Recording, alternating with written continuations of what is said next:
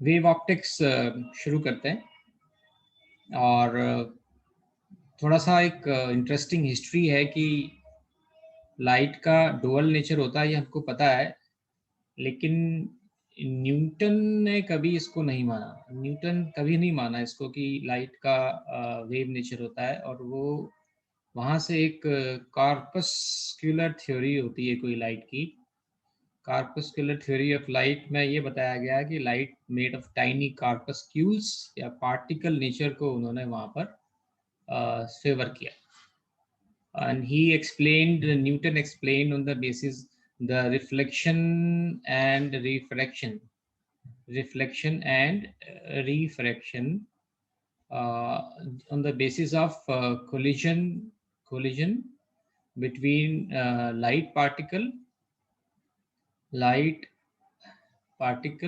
and medium particle। Collision होता है, हमने 11th क्लास में कोलिजन पढ़े हुए हैं। उस कोलिजन की वजह से जब लाइट किसी सरफेस पे टकराती है तो उसका रास्ता बदल जाता है। तो कोलिजन में ऐसा होता है ना कि कई बार एक बॉल आती है और ऐसे एक बॉल की मतलब एग्जांपल लेके यहाँ से टकरा के वैसे चले जाती है ऐसे।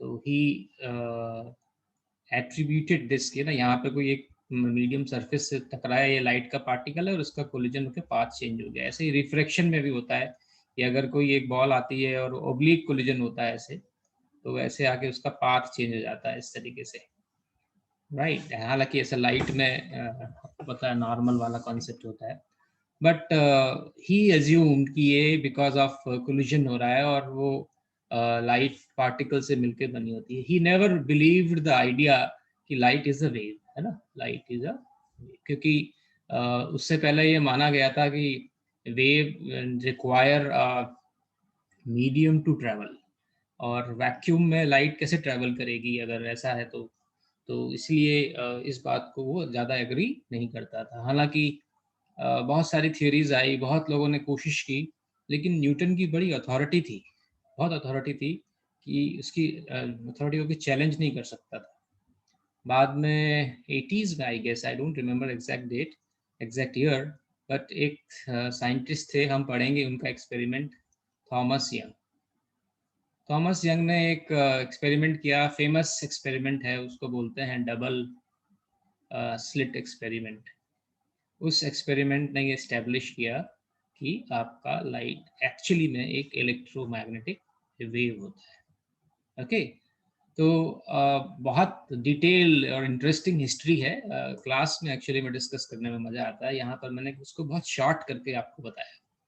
तो वेव ऑप्टिक्स में आगे बढ़ने से पहले सबसे पहला जो टॉपिक आपका है, आपको पता होना चाहिए, वो है आपका वेव फ्रंट। वेव फ्रंट, तुमने वाईफाई का निशान देखा होगा, है ना? वाईफाई का निशान ऐसे है, इस तरीके का वाईफाई का निशान होता है। और अगर हम स्पीकर, कई बार एक कोई स्पीकर की भी बात करें तो स्पीकर के आगे भी कुछ इस तरीके से वो बने हुए होते हैं ये। तो ये इलेक्ट्रोमैग्नेटिक वेव्स को रेंज को रिप्रेजेंट कर रहा है, और ये साउंड को रिप्रेजेंट कर रहा है कि यहाँ से क्या निकल रहा है, साउंड निकल रहा है। Sound is also a wave. Okay, तो वेव फ्रंट समझने के लिए हम एक एग्जांपल लेते हैं कि आप अगर एक शांत पानी में, पानी बिल्कुल शांत है, और उस पानी में अगर आप एक जगह पत्थर ड्रॉप करो, स्टोन ड्रॉप करो, तो you can see these concentric ripples. Ripples ऐसे ट्रेवल करते हैं ये, यू कैन सी दैट ना, रिपल्स होता है। और अगर आप उसको साइड से देखने की कोशिश करो, ये मैं डायरेक्शन ऑफ प्रोपगेशन को रिप्रेजेंट कर रहा हूँ। अगर आप उसको साइड से देखो, साइड से देख रहे हो ना अगर साइड से, तो पत्थर डालने से पहले ये पार्टिकल्स अपने नॉर्मल पोजीशन पे थे, राइट। अब जब पत्थर डाला, यहाँ पर डाला, तो ये पार्टिकल जो है ये नीचे आया। जब ये नीचे आया तो इलेस्टिसिटी की वजह से ये वापस अपनी जगह पे जाने की कोशिश करेगा, और ये वापस आएगा, इनर्शिया की वजह से ये यहाँ नहीं रुकेगा, ये यहाँ चला जाएगा। इस तरीके से क्या करेगा कि ये ऐसे ऐसे ऑसिलेट करेगा यहाँ पे। ओके, वेव का मतलब क्या होता है, हमने बात की थी ना, डिस्टरबेंस होता है। डिस्टरबेंस होता है यहाँ पर। तो डिस्टरबेंस क्रिएट हो गया यहाँ पर। अब ये डिस्टरबेंस क्या होता है कि अपने नेबरहुड के सारे जितने भी पार्टिकल्स होते हैं ना, उनको ये ट्रांसफर करता है। तो ये सारे जितने भी पार्टिकल्स हैं ये क्या कर रहे हैं, सारे ऑसिलेट करना शुरू कर देते हैं। तो ये जो आपको सर्कल दिखाई दे रहा है, ये सर्कल एक्चुअली में पता क्या है कि इस पॉइंट से इक्वल डिस्टेंस पे जितने भी पार्टिकल हैं, एक वहां पर एक आपको छोटा सा एक क्या दिखाई देगा, क्रेस्ट और एक छोटा सा ट्रफ। आई होप ये आपको पता हो। ये क्रेस्ट ध्यान से कभी देखना, अगर कभी तुमने ये चीज, तुमको सिर्फ सर्कल की शेप दिखाई दी है, तुमने सर्कल से आगे देखने की कोशिश नहीं की, तो आगे से जब कभी भी तुमको मौका लगे कि तुम पत्थर मारो पानी में, शांत पानी में, तो देखना एक तुमको एक यहाँ पर एक रेज्ड एक पोर्शन दिखाई देगा, एक थोड़ा सा डिप्रेस्ड पोर्शन दिखाई देगा। तो रेज्ड पोर्शन का मतलब है क्रेस्ट और डिप्रेस्ड का मतलब है ट्रफ। तो डिस्टर्बेंस हो रहा है, मॉलिक्यूल ऊपर नीचे ऑसिलेट कर रहे हैं, राइट। तो यहाँ पर ये जो आपको शेप दिखाई दे रही है वो इस वजह से दिखाई दे रही है। फाइनली सर्कल क्यों दिखाई दे रहा है, तो जब डिस्टरबेंस यहाँ क्रिएट हुआ, तो इस पार्टिकल पे डिस्टरबेंस जब पहुंचा, इस पार्टिकल पे डिस्टरबेंस जब पहुंचा, यहाँ पर इस जगह पहुंचा डिस्टरबेंस, यहाँ पे पहुंचा डिस्टरबेंस, यहाँ पे पहुंचा डिस्टरबेंस, यहाँ पहुंचा। टाइम क्या होता है, टाइम होता है आपका डिस्टेंस अपॉन स्पीड। अब अगर डिस्टेंस सबकी सेम है, ये डिस्टेंस सबकी सेम है, स्पीड भी सबकी सेम है, तो यहाँ ये वो जो पार्टिकल्स हैं, ये वो पार्टिकल्स हैं जो आपको सर्कल दिखाई दे रहे हैं, जहां पर डिस्टरबेंस एक टाइम पर पहुंच रहा है, एक साथ पहुंच रहा है। मतलब ये मॉलिक्यूल एक साथ ऊपर उठेंगे और एक साथ नीचे जाएंगे, यहां से एक साथ ऊपर उठेंगे और एक साथ नीचे जाएंगे, तो आपको ये एक सर्कल दिखाई देगा ये, राइट। तो इसी को हम क्या बोलते हैं, wave front. Wave front, what is wave front? Wave front is the locus of all points oscillating in same phase, same, मतलब एक तरीके से हम इसको ये बोल सकते हैं ना कि जब से जो वेव प्रोपेगेट कर रही है, yes, उसका मतलब जेड एक्सिस बेसिकली कैसे प्रोपेगेट कर रहा है वो हो गया, क्योंकि हम z, एक्स और वाई मतलब सर जैसे एक तरीके से 3D रिप्रेजेंटेशन ही हो गई ना वेव की, क्योंकि एक्स और वाई तो हम उसी में दिखा देते हैं ग्राफ में, तो मतलब जेड एक्सिस पे कौन से पॉइंट एक जैसे दिखेंगे, वैसा कह सकते हैं ना इसको। ये तो बेटा प्लेन में हो रहा है, इसमें आप z एक्सिस में कहाँ आ गए, ये तो पानी है, ये तो पानी का सरफेस है ना। आप x एक्सिस और y एक्सिस आप पानी के सरफेस पे ले रहे हो, और आप इसमें एक्सिस को लेके ही मत आओ। एक्चुअली में ये तो ये है कि ये पॉइंट पे डिस्टरबेंस क्रिएट हुआ, और ये पानी के सरफेस पे ये वो वाले पॉइंट है जहां पर डिस्टरबेंस एक साथ पहुंचा। थोड़ी देर बाद डिस्टरबेंस यहाँ पर पहुंचा, थोड़ी देर बाद डिस्टरबेंस यहाँ पहुंचा। तो z एक्सिस एक्चुअली में तुम जो बोल रहे हो, दिस इज लाइक ना ऑसिलेशन की डायरेक्शन कह सकते हो कि ये z एक्सिस है। ओके तो सर। ऑसिलेशन जो हो रहा है वो z एक्सिस में हो रहा है, ओके। Okay sir. तो ये आपका दूसरा डेफिनेशन है, अ सरफेस ऑफ, लोकस से कई बार कंफ्यूजन क्रिएट होता है, a surface of constant face. A surface of constant face को हम क्या बोलते हैं, वेव फ्रंट। तो यहाँ पर एक क्वेश्चन कर लेना बड़ा जरूरी होता है, आंसर बहुत प्रॉम्प्ट आता है वैसे, अगर हम इसको समझ लेंगे, क्योंकि ये बहुत यूज होगा इसको, है ना। आप हमेशा अपने अंदर लेके चलोगे तभी बात बनेगी कि what is the phase difference between two point oscillating on a same wave front,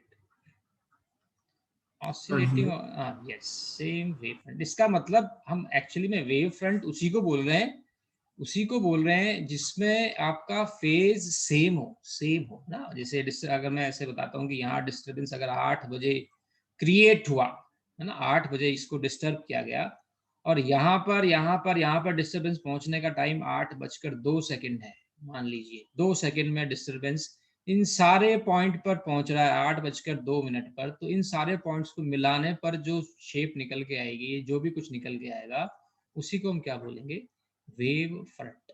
so it's basically ना लाइट का, हम हालांकि कैटेगरिकली लाइट की बात कर रहे हैं इस चैप्टर में, लेकिन एग्जांपल हम एक मैकेनिकल वेव से लेके बता रहे हैं। तो बेसिकली वेव फ्रंट का मतलब प्रोपेगेशन, वेव कैसे प्रोपेगेट करती है, किस फॉर्म में प्रोपेगेट करती है, क्रेस्ट और तरफ के अलावा उसका प्रोपेगेशन कैसे होता है, ये उसके बारे में बात कर रहा है, ठीक है।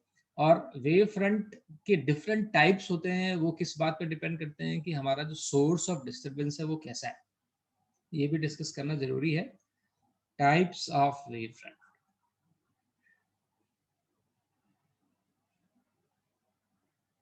Types of wave front. तो एनसीईआरटी तो हालांकि 2 की बात करता है, लेकिन अगर हम तीसरे का भी एक जिक्र कर लें तो ज्यादा अच्छा रहेगा। Spherical wave front. अब स्फेरिकल वेव फ्रंट, अगर वेव फ्रंट का कॉन्सेप्ट क्लियर हुआ तो मैं एक बच्चों से सवाल पूछता हूँ कि आपका एक रूम है, ये एक रूम है, ये this is a room, okay. Room I mean cube, room का शेप कैसा होता है, क्यूब होता है, मान लीजिए क्यूब है। तो बिल्कुल सेंटर में यहाँ पर अगर एक बल्ब है, यहाँ एक सेंटर में एक बल्ब लगा दिया मैंने, तो क्या इस रूम की जितनी भी वॉल्स हैं, दीवारें हैं, will they B illuminated simultaneously? मतलब अगर आप माइक्रोस्कोपिक लेवल पे चले जाओ कैलकुलेट करने में, तो क्या आपकी इस दीवार जो है ये एक साथ इल्यूमिनेट होंगी? लगता तो ऐसा ही है, लगता तो नहीं, ऐसा ही है ना। देखें तो हम क्या हम देख सकते हैं क्या कि लाइट यहाँ पर पहले पहुंच रही है और यहाँ लाइट सबसे बाद में पहुंचेगी? बड़ी ऑब्वियस है कि लाइट यहाँ सबसे बाद में पहुंचेगी। क्यों? क्योंकि यहाँ पर डिस्टेंस सबसे ज्यादा, स्पीड तो यहाँ पे जितनी स्पीड है उतनी स्पीड यहाँ पर है, लेकिन हम नेकेड आई से ये देख नहीं सकते, इनफैक्ट देख ही नहीं सकते। लेकिन अगर हम फॉर्मूला लगाते हैं time equal to distance upon speed वाला, तो डिस्टेंस जहां जहां सेम होगा, तो अगर इसको सेंटर मानकर एक स्फीयर बना दिया जाए, स्फीयर, सर्कल नहीं है ये क्या है, एक स्फीयर है, ये वो पॉइंट है स्फीयर के जहां पर लाइट एक साथ पहुंचेगी, right. This would be a spherical wave front. इस शेप को हम क्या बोलेंगे, स्फेरिकल वेव फ्रंट। इसका मतलब है कि अगर मेरा source of disturbance, source of disturbance अगर कैसा हो, पॉइंट हो, तो मेरा वेव फ्रंट कैसा होगा, स्फेरिकल वेव फ्रंट। ओके, इसको शॉर्ट में मैं SWF लिखूंगा, क्योंकि बार बार लिखना पड़ेगा तो इतना बड़ा नहीं लिखूं, SWF, राइट।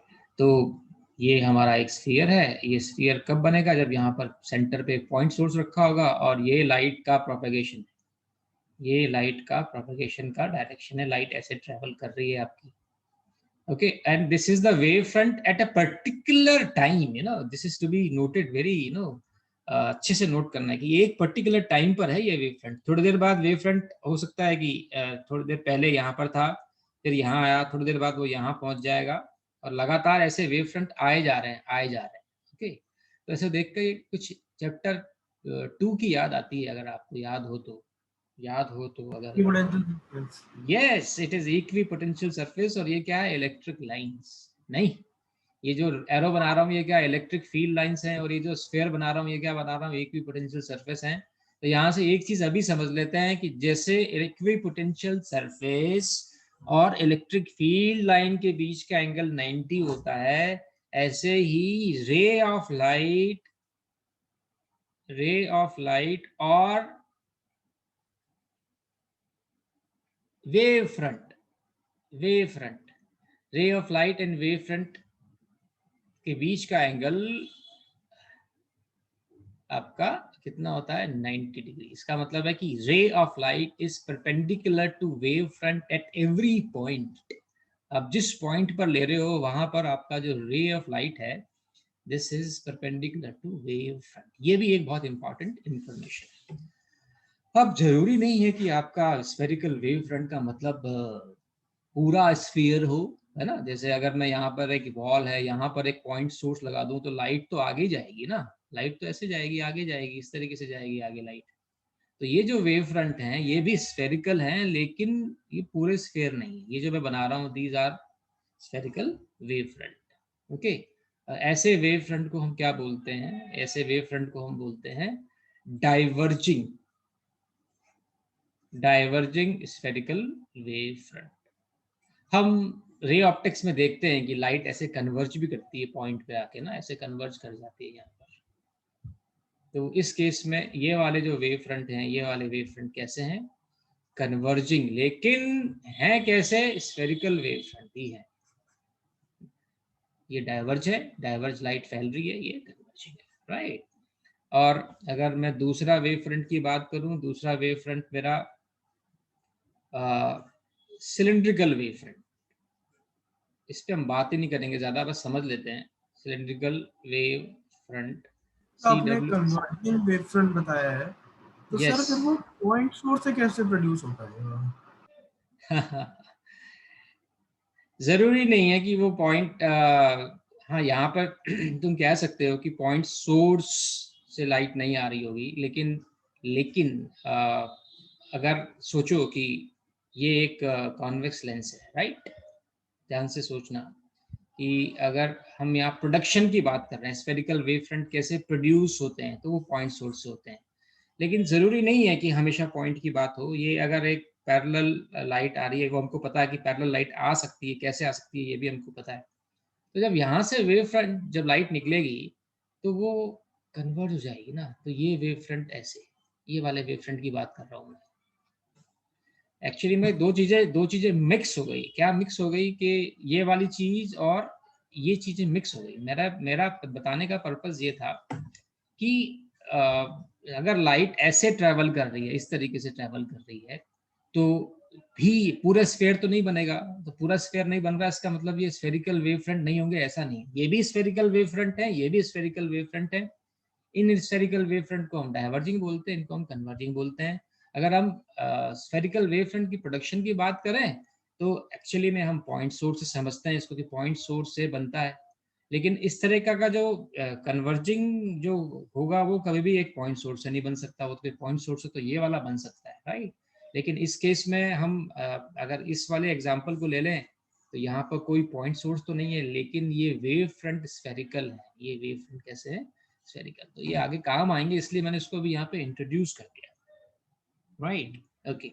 अब सिलिंड्रिकल वेव फ्रंट की अगर हम बात करें, सिलिंड्रिकल वेव फ्रंट का जो सोर्स होता है, this source is a line source. जैसे अगर आप बल्ब को ले लो, अगर बल्ब मानो तो बल्ब आपका एक पॉइंट सोर्स है। लेकिन अगर आप ट्यूब लाइट ले लो, tube light is a line source. तो एक लाइन सोर्स के अराउंड, लाइन सोर्स के अराउंड अगर अगर हम एक सिलेंडर बना दें, उस लाइन को एक्सेस मान के, अगर ये लाइन सोर्स है, ये एक सिलेंडर है, और सिलेंडर के एक्सेस, ये जो एक्सेस है, इसको हम इसका सोर्स मान लें, तो इस सिलेंडर पे जितने भी पॉइंट हैं, वहां पर लाइट बेटा एक साथ पहुंचेगी, राइट। ये जो आपका वेव फ्रंट होगा, ये कैसा होगा? ये वेव फ्रंट होगा आपका सिलेंड्रिकल वेव फ्रंट, राइट। और इसके बाद इस चैप्टर में हम सिलेंड्रिकल वेव फ्रंट की बात नहीं करेंगे, एक बार और करेंगे जब हम प्लेन वेव फ्रंट की बात करेंगे। प्लेन वेव फ्रंट बेसिकली क्या है? Small portion of very large spherical and cylindrical wave front। एक बहुत बड़ा स्फेरिकल वेव फ्रंट या एक बहुत बड़ा सिलिंड्रिकल वेव फ्रंट का अगर मैं छोटा सा पोर्शन ले लूं, तो उस वेव फ्रंट को हम क्या बोलेंगे? Plane wave front. Plane wave front को हम ऐसे शो करते हैं, ये अगर मैंने प्लेन बनाया तो ये लाइट ऐसे चल रही है, this is my plane wave front. ऐसे भी दिखा सकते हैं हम, अगर ये लाइट रेस का डायरेक्शन है, तो ये जो सरफेस है परपेंडिकुलर होंगे। ये थोड़ा सा 3D व्यू बनाने की कोशिश की है। ये अगर हम इसको सामने से देखें, ऊपर से देखें, तो ये वाली लाइन एक्चुअली में लाइन नहीं है, ये सरफेसेस हैं। अगर ये लाइट रे का प्रोपगेशन अगर एक स्पेस में है, पैरेलल चल रही है, तो ये जो सरफेस होंगे, ये वाले ऐसे जो मैंने बनाने की कोशिश की है, ये भी वही आ गया आपका इक्विपोटेंशियल सरफेस वाला से फील आएगा इसके अंदर भी। So this is plane wave front, okay. अब ये होता कब है? जब मैंने लिखा यहाँ पर कि जब आपका स्फेरिकल वेव फ्रंट है, उसका एक छोटा सा पोर्शन ले लो आप, छोटा सा पोर्शन ले लोगे तो वो क्या बन जाएगा? Plane wave front. जैसे अगर आप सन को मान लो कि वो एक पॉइंट सोर्स है with respect to an observer जो यूनिवर्स में बहुत दूर से देख रहा है, सन को बहुत दूर से देख रहा है, तो उसको वो सन एक पॉइंट दिखाई देगा। अब सन से जो लाइट निकल रही है, जो जा रही है यूनिवर्स में जा रही है, वो जा रही है स्फेरिकल वेव फ्रंट में। ये स्फेरिकल सन है, ये सन से लाइट जा रही है, सब जगह जा रही है, लेकिन यहाँ पर आ रही है लाइट इस जगह, ये है अर्थ। तो अर्थ पे तो इस बहुत बड़े स्फेयर का एक छोटा सा पोर्शन आ रहा है, ये वाला पोर्शन आ रहा है। अब छोटे से पोर्शन को अगर मैं इसको जूम कर दूं तो ये ऐसे हो जाएगा, प्लेन आएगी लाइट, सारी पैरेलल आ रही है। सन से जितनी भी लाइट आ रही है वो कैसे आ रही है, पैरेलल आ रही है। और पैरेलल लाइट जहां आ रही है इसका मतलब है कि वो वेव फ्रंट कैसा है आपका, प्लेन वेव फ्रंट है। ओके, अब इसका मतलब ये भी नहीं है, देखो यही थोड़ी फिजिक्स का थोड़ा सा एक ड्रॉबैक है कि चीजें फिक्स नहीं रहती हैं इसके अंदर, कि एक चीज बता दी है तो बस वही रहेगा। सिचुएशन के हिसाब से हम उसमें मॉडिफिकेशन कर सकते हैं, इसीलिए इसको एब्स्ट्रैक्ट सब्जेक्ट माना गया है। अब मैंने यहाँ बोल दिया कि small portion of a very large wave front, तो इससे बच्चों को एक इम्प्रेशन क्रिएट होता है कि अगर सोर्स हमारा बहुत दूर है तभी हमको प्लेन वेव फ्रंट मिलेंगे। तो मैं बच्चों को बोलता हूँ कि तुम फिजिक्स लैब में प्लेन वेव फ्रंट कैसे लेके आओगे, अगर तुमको फिजिक्स लैब में कोई एक्सपेरिमेंट करना है and you need a plane wave front, तो आप कैसे करोगे। तो उसके लिए छोटा सा आइडिया देना होता है कि सोचो कि ये जो लाइट अगर ऐसे आ रही है, इसका मतलब वेव फ्रंट कैसा है, प्लेन है, राइट। और अगर लाइट ऐसे आ रही है, ऐसे आ रही है, ऐसे आ रही है, तो इसका मतलब है कि वेव फ्रंट कैसा है आपका, प्लेन वेव फ्रंट है। ओके, क्या आप ऐसे लाइट को, इस वाली लाइट को इस लाइट में कन्वर्ट कर सकते हो। तो दिमाग बहुत अच्छे से आपको कहता है कि यस हम कर सकते हैं ऐसा, कि अगर मेरे पास एक कॉन्वेक्स लेंस हो और कॉन्वेक्स लेंस के फोकस पे अगर मैं एक पॉइंट सोर्स रख दूं यहाँ पर, तो लाइट ऐसे निकलेंगी, ऐसे निकलेगी, ऐसे निकलेंगी, तो ये कौन से वेव फ्रंट है, ये प्लेन वेव, सॉरी ये स्फेरिकल वेव फ्रंट है। और यहाँ से वो ऐसे करके निकल गई, ऐसे करके निकल गई पैरेलल, आपको पता है कि ये कहाँ जा रही है, इन्फिनिटी पे, तो ये कौन से वेव फ्रंट मिल गए आपको, प्लेन वेव फ्रंट मिल गई। तो स्फेरिकल वेव फ्रंट आपको मिल देगा कौन सा wave front, plane wave front में कन्वर्ट हो जाएगा अगर यहाँ पर हम क्या लगा दें, क्या लगा दें, कॉन्वेक्स लेंस। कॉन्वेक्स लेंस लगा दिया अगर हमने, तो कॉन्वेक्स लेंस ने स्फेरिकल वेव फ्रंट को किसमें कन्वर्ट कर दिया, प्लेन वेव फ्रंट को कन्वर्ट कर दिया। Hope this is clear. Yes sir. Okay, हाइगन प्रिंसिपल एक्चुअली में हमको ये बताता है कि अगर हमारे पास एक कोई वेव फ्रंट है, अगर हमारे पास एक वेव फ्रंट है गिवन टाइम पे, कोई भी वेव फ्रंट है, उसकी शेप कैसी भी हो, प्लेन हो या स्फेरिकल हो, तो थोड़ी देर बाद एक नया वेव फ्रंट कैसे बनेगा या उसकी शेप कैसी होगी, ये हमको हाइगन प्रिंसिपल बताता है। ठीक है, तो हाइगन प्रिंसिपल एक्चुअली में एक ही स्टेटमेंट है, सिंगल पैराग्राफ की फॉर्म में है, लेकिन मैंने क्या किया, उसको 3 पॉइंट में डिवाइड कर दिया। उससे फिर तीनों पॉइंट को फॉलो करके हम एक गिवन वेव फ्रंट से एक पर्टिकुलर टाइम पर हमको दिया हुआ है, तो थोड़ी देर बाद एक नया वेव फ्रंट जो है वो क्या होगा, वो हम बनाएंगे। ठीक है, एक चीज और मैं तुमको बता दूं कि एक चीज और है। ओके सर, मतलब मैंने तो हाइगन भी सुना है 2-3 टीचर्स को बोलते हुए। आप मैंने अगर मैंने मैंने भी एक्चुअली मैं अपने प्रोफेसर अपने टीचर से हाइगन ही सुना है, बट आई डोंट नो, कुछ लोगों को अलग अलग तरीके से भी सुना है बोलते हुए, ह्यूजेनिया या ह्यूगन करके बोलते हैं, लेकिन इसका सही प्रोनाउंसिएशन तो है ना, वैसे ह्यूगन ह्यूगन ही है, मतलब मैंने नेट पे भी देखा था। Anyway okay sir. इसके 3 पॉइंट कौन कौन से हैं। पहला point, all the points on a given wavefront, given wave front को हम एक नाम दे देते हैं primary wave front. all the points on a given wave front are the source of secondary disturbance, are the source of secondary disturbance। कुछ लोग इसको secondary disturbance को फ्रेश डिस्टरबेंस या न्यू डिस्टरबेंस भी लिख देते हैं। ठीक है, यहाँ से जो डिस्टरबेंस निकलता है उनको हम वेवलेट्स, सेकेंडरी वेवलेट्स बोलते हैं। बताऊंगा सेकेंडरी वेवलेट्स के लिए क्या कह रहा है। दूसरे पॉइंट को इसने बोला कि the disturbance from these points, disturbance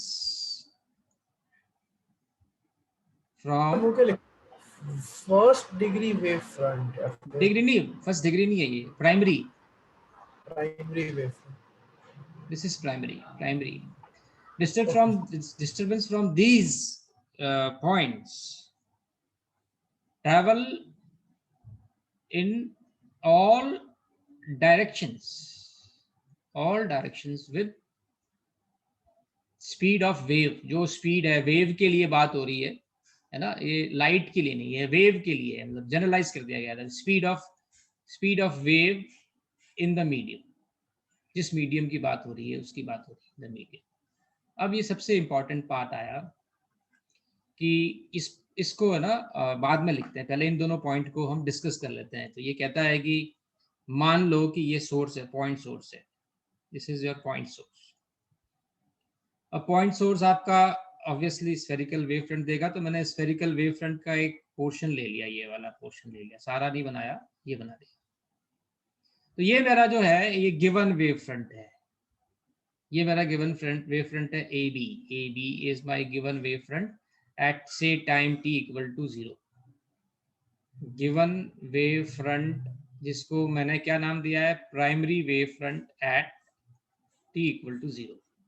अब इससे थोड़ी देर बाद जो वेव फ्रंट होगा वो कहाँ होगा और कैसा होगा थोड़ी देर बाद, है ना, वो आइगन ने बताया कि कैसे बनाना है।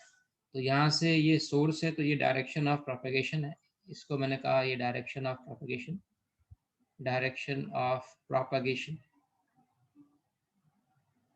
राइट। तो पहला पॉइंट पे आते हैं। पहला पॉइंट क्या कहता है कि all the points on the given wave front, इस पे जितने भी पॉइंट्स हैं, मैं सारे नहीं बना रहा, कुछ पॉइंट्स बना रहा हूँ, ये सारे पॉइंट्स जो हैं ये सोर्स का काम करेंगे। अब यहाँ से जो आपका डिस्टर्बेंस निकलेगा पॉइंट है, तो उसको उसने दिखाया, चारों तरफ दिखाया, और इसी को उसने नाम दिया सेकेंडरी वेवलेट्स, सेकेंडरी वेवलेट्स। ये दोनों पॉइंट कवर हो गए कि all the points on a given wave front, सारे पॉइंट की बात हो रही है, बनाया मैंने सिर्फ कुछ के लिए है, आप बनाते जाओगे तो ये ओवरलैप होते जाएंगे, मैं ओवरलैप नहीं कर रहा।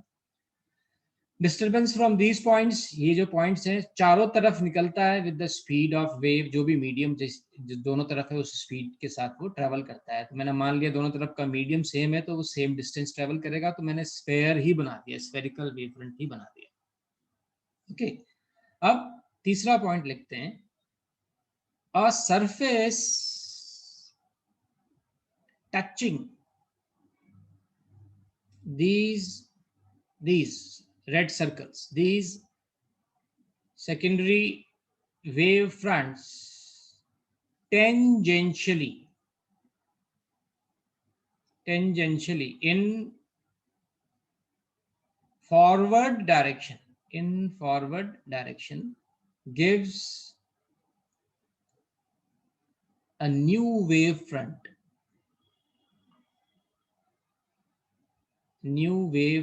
at time t। ठीक है, उस नए वेव फ्रंट को उसने क्या नाम दिया, सेकेंडरी वेव फ्रंट। तो फॉलो करें, surface touching these secondary wavelet tangentially, यहां पे रुक जाते हैं।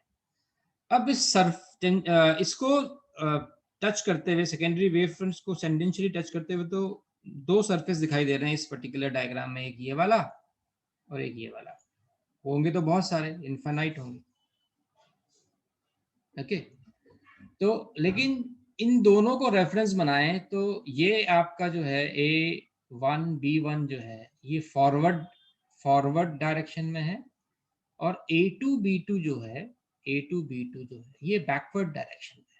तो ये कहता है कि जो फॉरवर्ड डायरेक्शन में होगा ये वाला A1 B1, A1 ये 1 है, A1 B1 would be the new wave front at time t, ये कहां पर है, at time 0।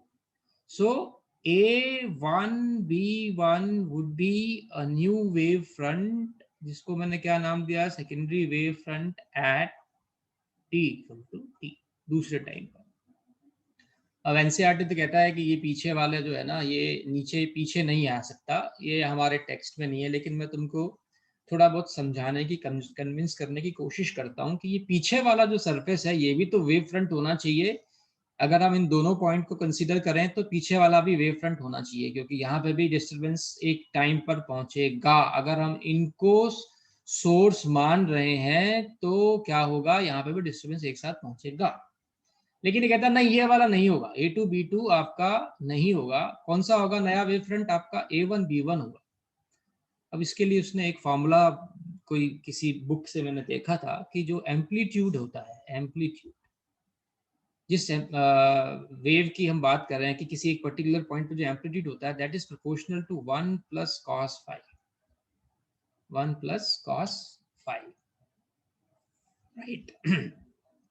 अब ये फाई क्या है?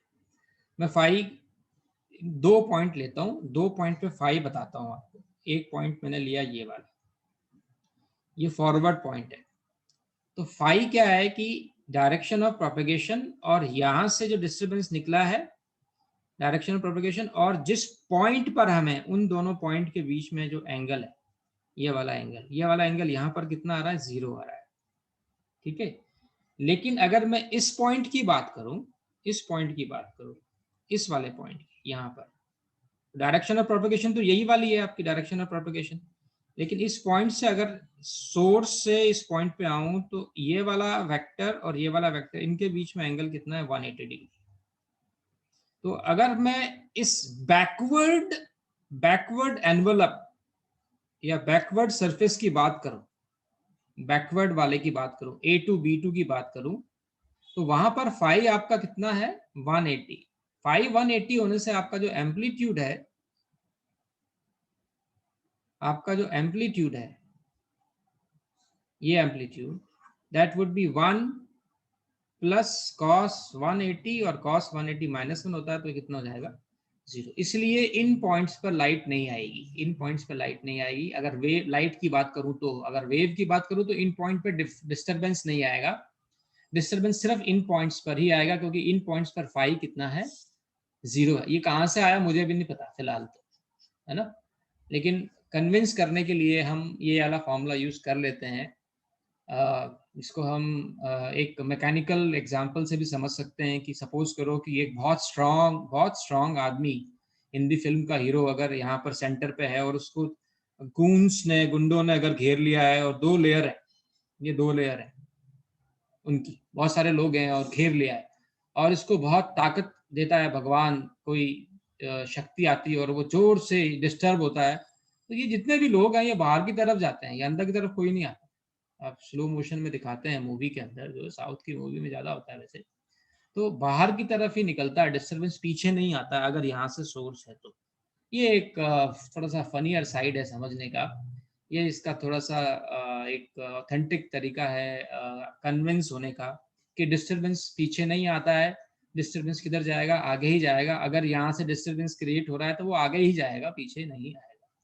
तो हाइगन प्रिंसिपल ने क्या कहा था कि अगर आपके पास एक गिवन वेव फ्रंट है, कौन सा? AB, तो थोड़ी देर बाद t = 0 पे आपने एक AB लिया, थोड़ी देर बाद t = t पर आपका जो वेव फ्रंट होगा वो कौन सा होगा? A1B1। तो यहाँ से हमने देखा कि AB आपका कैसा था? Spherical wave front. तो A1B1 भी आपका कैसा निकल के आया? Spherical wave front.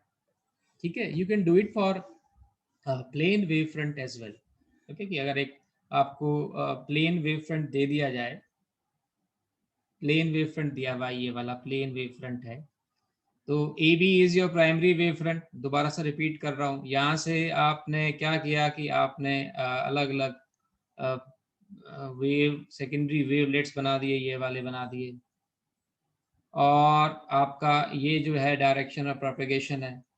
तो एक सरफेस ये आया आपका, एक सरफेस ये आया, ये आपका फॉरवर्ड है, ये आपका बैकवर्ड है। बैकवर्ड आएगा नहीं, तो जो अगर 8 बजे का वेव फ्रंट AB है, तो 8:001 सेकेंड का जो वेव फ्रंट होगा वो ये वाला होगा, जो इन सेकेंडरी वेवलेंथ्स को टच कर रहा है टेंजेंशियली फॉरवर्ड डायरेक्शन में।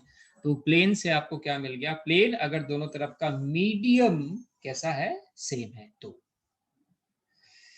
आई होप दिस कॉन्सेप्ट, कौन सा कॉन्सेप्ट? अगर अलग है तो फिर हम निकाल नहीं पाएंगे वेव फ्रंट। हाँ बेटा,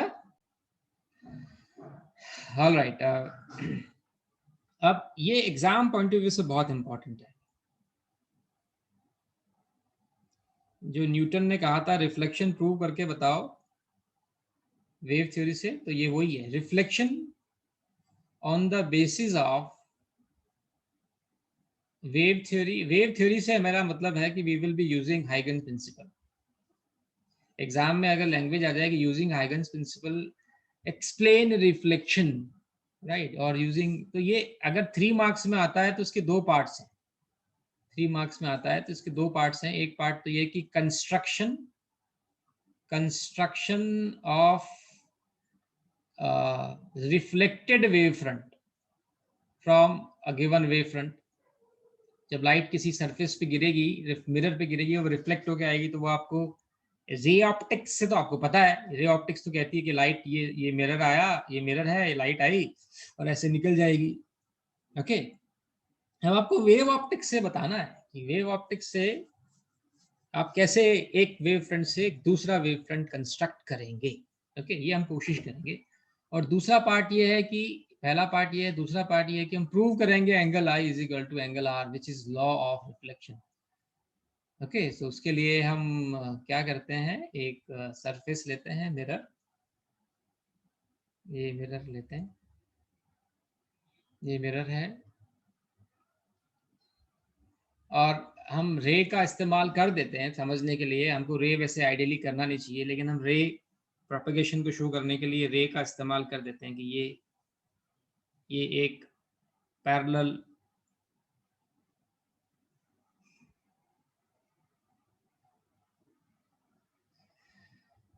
हाँ, इसको ऐसे करते हैं, ये एक लाइट आई, इसके पैरेलल एक और लाइट आई, दो I am using what I am using this रे ऑफ लाइट, बट काम चलाने के लिए, थोड़ा समझने के लिए, आइडियली हमको ये रे यूज नहीं करनी चाहिए। तो ये वाला जो सरफेस होगा, ये वाला सरफेस तुमको समझ में आएगा कि ये प्लेन वेव फ्रंट होगा, यस और नो? Yes sir. क्योंकि ये वाला वो सरफेस है, मैंने सिर्फ 2 ही रे दिखाई है, रे बहुत सारी आ रही है, बहुत सारी रे, सारी रेस जो होंगी वो इस सरफेस के क्या होंगी, परपेंडिकुलर होंगी। तो एक ऐसा सरफेस परपेंडिकुलर है, सारी लाइट एक साथ पहुंच रही है, यहाँ पर जब लाइट पहुंची तो लाइट ए पर पहुंच चुकी है, मतलब ए पर रिफ्लेक्शन हो जाएगा, अभी बी पे रिफ्लेक्शन नहीं हुआ है। तो बी से ए डैश एक पॉइंट लिया, ए डैश यहाँ पहुंचने में कितना टाइम लगेगा, उसको हमने ले लिया टी। सो लेट टी, क्या टी है, time taken by light to reach from B to A dash. अब ये वैक्यूम है, मान लो वैक्यूम है, एयर है, वैक्यूम है, तो बी ए डैश कितना हुआ, बी ए डैश आपका हो गया distance is equal to speed into time, speed into time. Speed हम वैक्यूम में कितना ले रहे हैं, सी ले रहे हैं, तो ये सी टी आ गया। अब ध्यान रहे, मैंने बोला था कि अगर ये वेव फ्रंट है, ये वेव फ्रंट है, ये वो पॉइंट है, तो अगर लाइट यहाँ पर एक साथ आ रही है तो दूसरे वेव फ्रंट पे भी लाइट एक साथ ही जाएगी। तो अगर मैं बोलता हूँ कि यहाँ से लाइट यहाँ पहुंची एक टाइम में, तो यहाँ से लाइट इस टाइम पे यहाँ पहुंच रही है, यहाँ पर यहाँ पहुंच रही है, यहाँ से यहाँ पहुंच रही है, ऐसे हम इसको लेते हैं। ओके, तो एक पॉइंट मिला हमको वेव फ्रंट ए बी से, एक पॉइंट मिला ए डैश। अब मुझे यहाँ से लाइट कहाँ पहुंचेगी वो ढूंढना है बेटा, है ना, वो ढूंढना है। तो मैंने क्या किया, टाइम को रेफरेंस लिया कि वही टाइम चाहिए, जैसे ये टाइम टी है तो ये टाइम भी टी है, ये टाइम भी टी है, ये टाइम भी टी है, ये टाइम भी टी है। तो यहाँ से अगर लाइट टी इक्वल टू 0 पर चलना शुरू हुई, यहाँ आई टी इक्वल टू टी पर, तो यहाँ पे टी इक्वल टू 0 से जो लाइट जाएगी तो टी इक्वल टू टी पर कहीं तो जाएगी, वो कहाँ जाएगी वो हमको ढूंढना है। तो मैंने क्या किया कि वो कहीं पे भी जा सकती है, लेकिन जहां जाएगी उसकी डिस्टेंस कितनी होगी, सी टी होगी। ये बात समझ में आती है, क्योंकि वैक्यूम में ही यस है ना। तो मैंने क्या किया कि मैंने यहाँ से इसको सेंटर समझकर इस सीटी डिस्टेंस का एक स्फीयर बनाया, स्फीयर, है ना, स्फीयर बनाया मैंने। ये बोर्ड पे बनाने में मजा आता है, ये ना स्केल लेना थोड़ा सा मुश्किल हो जाता है। कंपास के साथ करोगे बड़ा मजा आएगा। तो ये डिस्टेंस इतनी लग रही है मुझे, मैंने ये बना दिया एक स्फीयर,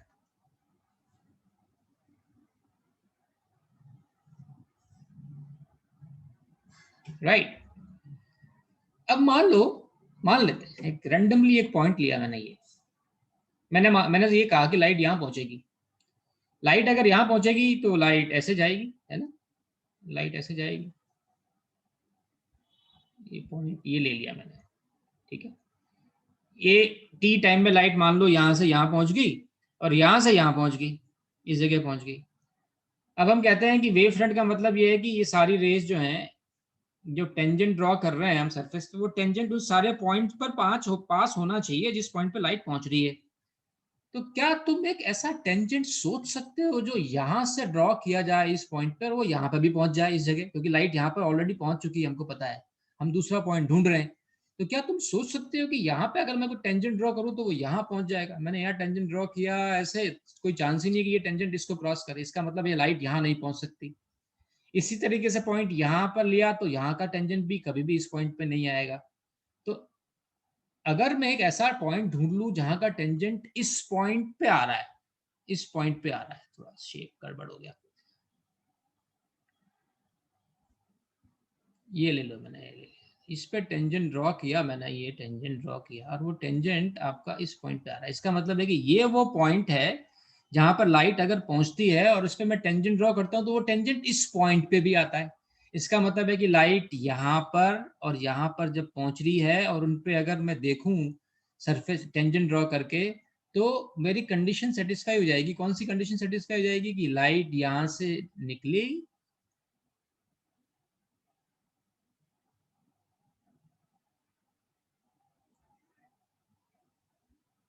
लाइट यहाँ से निकली, लाइट रे बना रहा हूं मैं, और ये वाली लाइट और यहाँ से जो लाइट निकलेगी, ये दोनों इस सरफेस के क्या है, परपेंडिकुलर है। तो ये तो हालांकि ये वो सारे पॉइंट हो सकते हैं जहां पे डिस्टरबेंस एक टाइम में पहुंचेगा सीटी, ये सीटी डिस्टेंस को कर रहे हैं कवर। लेकिन अगर मैं इसको वेव फ्रंट में कन्वर्ट करने की कोशिश करूं तो कोई भी दो पॉइंट इसके अलावा कोई भी ऐसा पॉइंट नहीं होगा जिसपे से अगर एक टेंजेंट ड्रॉ करें, एक ऐसा सरफेस बनाने की कोशिश करें जहां पर सरफेस और लाइट रे के बीच में एंगल 90 हो। मतलब यहाँ पे एंगल 90 है लेकिन ये वाला सरफेस यहाँ नहीं पहुंच सकता जिसमें एंगल 90 हो। यहाँ पे एंगल 90 हो सकता है लेकिन ये वाला सरफेस यहाँ नहीं पहुंच सकता। लेकिन ये वाला सरफेस ऐसा है इस पॉइंट पे जो मैंने ड्रॉ किया, जिसमें यहाँ पे भी एंगल 90 है और यहाँ पे भी एंगल 90। इसका मतलब ये वाला पॉइंट है जहां पर लाइट पहुंचेगी इस पॉइंट से in time T.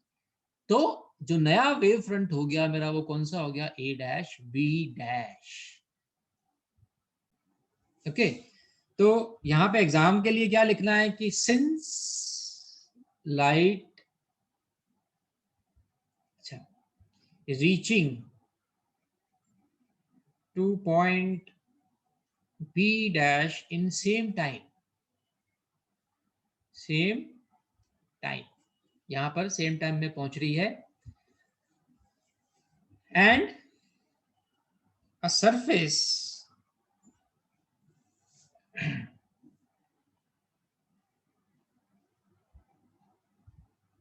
A dash B dash is drawn such that it is perpendicular to direction of propagation.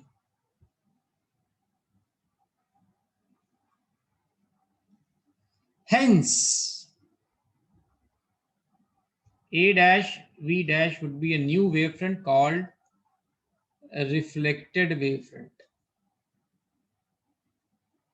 ये वाली लाइन भी नहीं लिखो तो चलेगा। कौन सी लाइन? ये वाली लाइन काफी है। Light reaching to point B dash in same time, उसके बाद since A dash B dash would be a new wavefront. ये तो अपने आप को कन्विंस करने वाली बात है कि अगर हम एक सरफेस ड्रॉ कर रहे हैं इन दोनों पॉइंट से और वो सरफेस डायरेक्शन ऑफ प्रोपेगेशन के परपेंडिकुलर हो तो आपका वो नया वेव फ्रंट होगा। ओके, तो ये पहला पार्ट हो गया, construction of reflected wave front. अब हमको प्रूव करना है angle I is equal to angle R. उसके लिए भी हमको रे ऑप्टिक्स की मदद तो लेनी पड़ेगी। नॉर्मल ड्रॉ करते हैं। ये नॉर्मल ड्रॉ किया मैंने यहाँ पे। ये वाला एंगल आपको पता है कितना होता है? आई बता सकते हो कि ये वाला एंगल कितना होगा? ये वाला सोचो, सिंपल मैथमेटिक्स है। यहाँ पर मैंने ये नॉर्मल ड्रॉ किया और ये एंगल आर है, तो ये वाला एंगल कितना होगा? बस उसके बाद तो बहुत सिंपल मैथमेटिक्स है, हालांकि सिंपल तो ये भी है।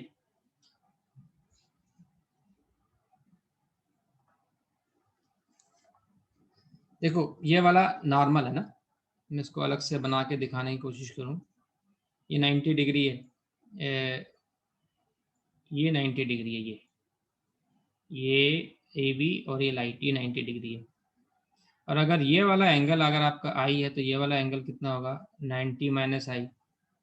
और ये नॉर्मल 90 डिग्री का एंगल बना रहा है इसके साथ।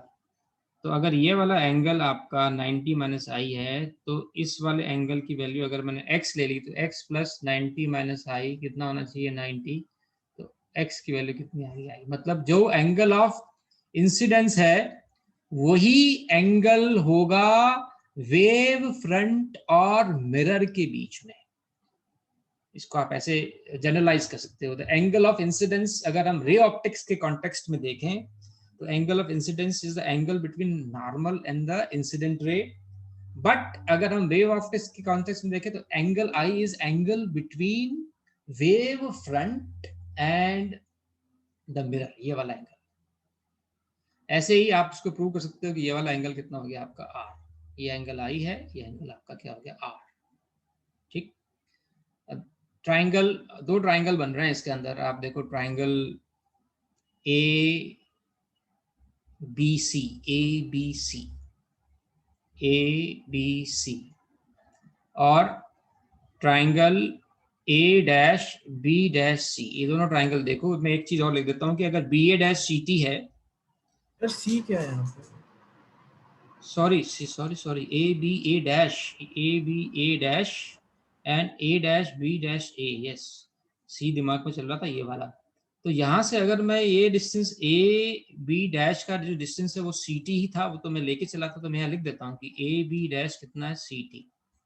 ये इक्वेशन नंबर 2 हो गई, ये इक्वेशन नंबर 1 हो गई। तो A B A dash and A dash B dash A को देखो, कंपेयर करो। एंगल बी कितना है? 90 डिग्री यहाँ पर, क्योंकि ये सरफेस है, ये रे है।